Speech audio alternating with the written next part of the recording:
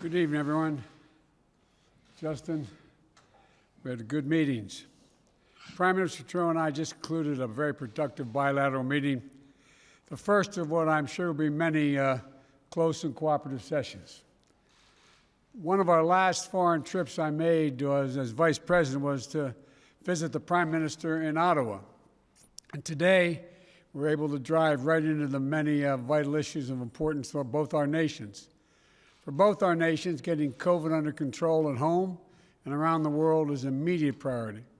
And we're committed to work together to help prevent future biological threats by strengthening the World Health Organization, supporting our bold targets under the Global Health Security Agenda, cooperating in a global partnership against the spread of weapons of mass destruction, and engaging in other multilateral institutions to promote transparency, build capacity, and strengthen global norms.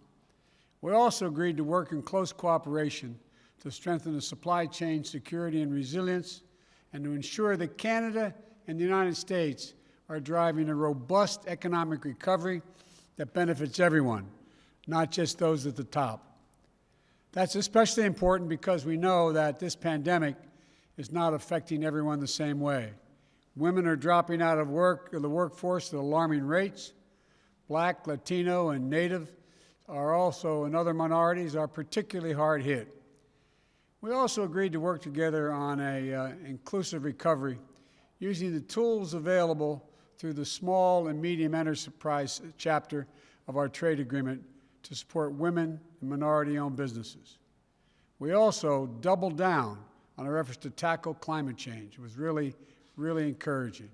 Now that the United States is back in the Paris Agreement, we intend to demonstrate our leadership in order to spur other countries to raise their own ambitions.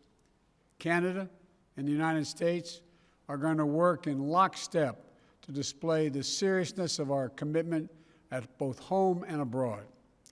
To that end, we're launching a high-level climate ambition ministerial, and to align our policies and our goals, and to achieve net zero emissions by 2050. Prime Minister Trudeau and I share an unwavering faith in the capacity of our peoples to meet the challenges of this new age if we lead with our core strengths, our democratic values, our diverse and dynamic peoples.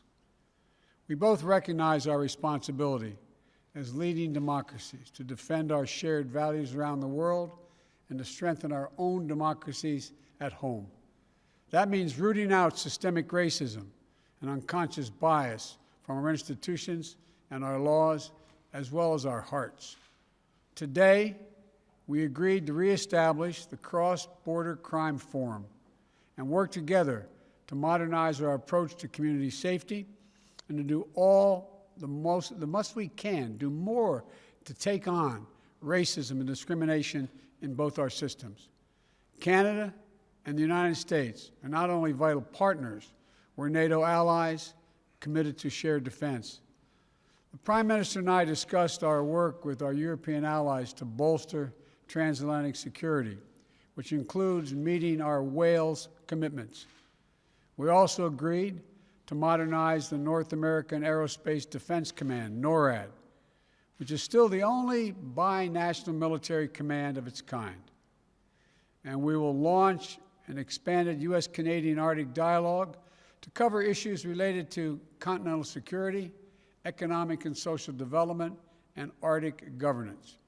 And finally, coming on the heels of the G7 meeting last Friday, it was an opportunity for Prime Minister Trudeau and I to explore our bilateral partnership to reinforce and help drive issues of concern in our hemisphere and globally.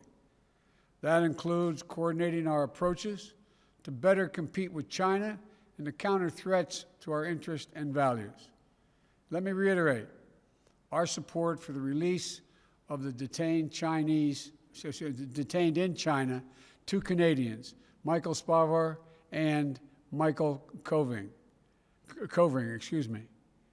Human beings are not bartering chips. You know, we're going to work together until we get their safe return. Canada and the United States will stand together against abuse of universal rights and democratic freedoms.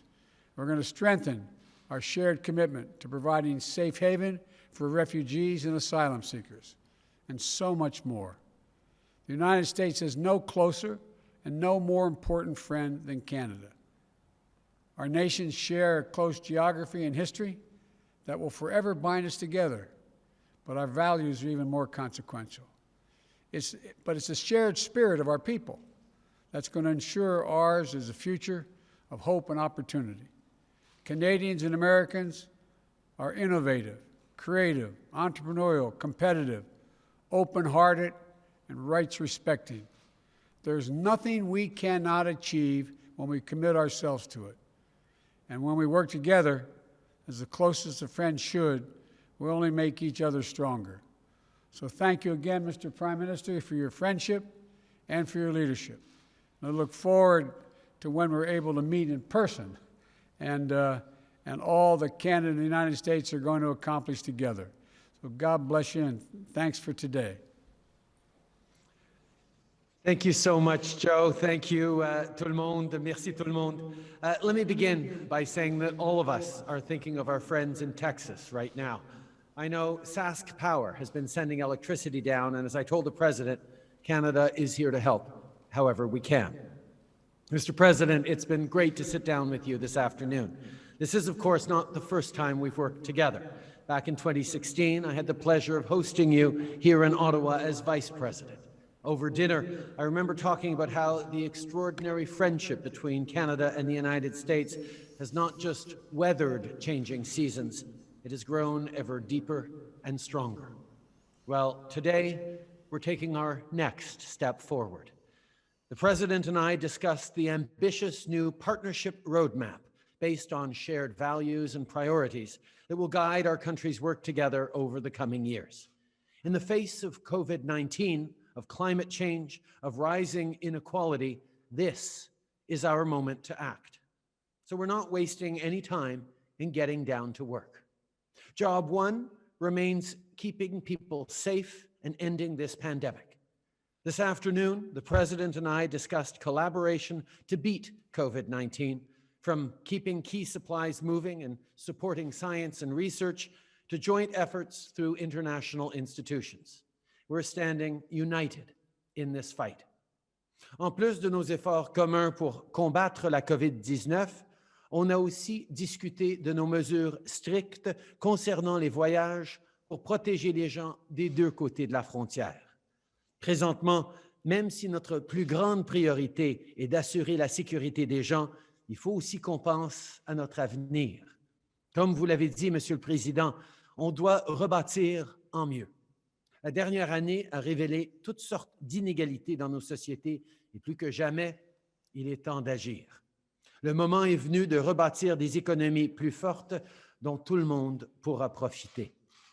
I know the President and I are on the same page when it comes to standing up for the middle class and people working hard to join it.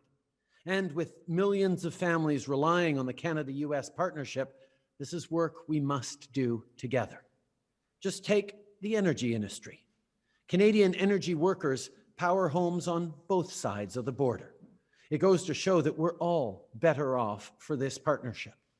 Today, the President and I discussed leveraging supply chains and support for businesses to create good, well-paying jobs and help people who've been hardest hit get back on their feet.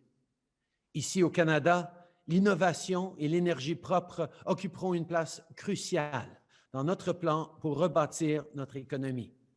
Le Président et moi avons discuté de l'importance d'une croissance propre afin de créer de nouvelles opportunités pour les Canadiens et les Américains et aussi pour protéger l'environnement et lutter contre les changements climatiques. Il faut continuer de poser des gestes significatifs pour respecter l'accord de Paris et atteindre nos objectifs en termes de carboneutralité. Finalement, on a aussi parlé des différents moyens de bâtir un monde plus fort et plus pacifique. Pour protéger nos citoyens et nos communautés, on doit travailler ensemble. Il faut notamment renforcer la défense continentale et combattre l'extrémisme violent. Et partout dans le monde, on doit défendre les valeurs et les intérêts qu'on a en commun, par exemple en renouant les alliances et en soutenant les institutions multilatérales. À ce propos, je tiens à remercier le président Biden pour son soutien dans le dossier de la libération de Michael Kovrig et de Michael Spavor en détention arbitraire en Chine. We're facing tough times, there's no doubt, but we're not facing them alone. Canada and the United States are each other's closest allies, most important trading partners, and oldest friends. And we stand united to beat this pandemic and build a better tomorrow. And I know our bond will grow even stronger. Thank you, Mr. President. Thank you, Joe, for your leadership, for your engagement, and thank you in advance for all the great work we're going to be doing together. Merci, mon Thank you, ami. Justin. Au revoir. Bonsoir.